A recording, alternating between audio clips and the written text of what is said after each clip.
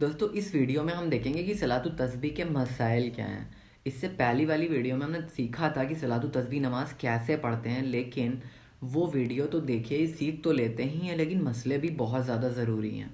تو صلاۃ التسبیح کے لیے کوئی ٹائم متعین نہیں ہے کہ اسی ٹائم پڑھنا ہے، یہ ضروری نہیں ہے۔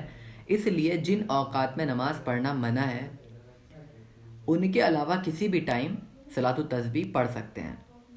اس نماز کے لیے صلاۃ التسبیح کے لیے کوئی صورت متعین نہیں ہے کہ یہی والی صورت پڑھیں، ایسا بالکل نہیں ہے۔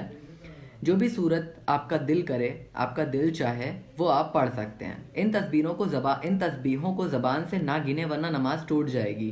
بہتر یہ ہے کہ انگلیاں جس طرح رکھی ہوئی ہیں اسی طرح رکھی رہیں اور ہر کلمے پر ایک انگلی اسی جگہ دباتا رہے۔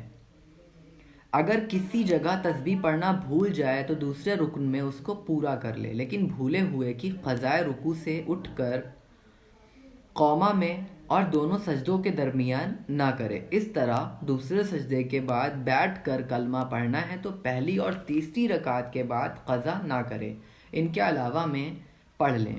مثلا رکوع کی قضا سجدے میں اور سجدے کی قضا قیام میں کر لے، اور اگر رہ جائے تو آخری قعدہ میں پڑھ لے۔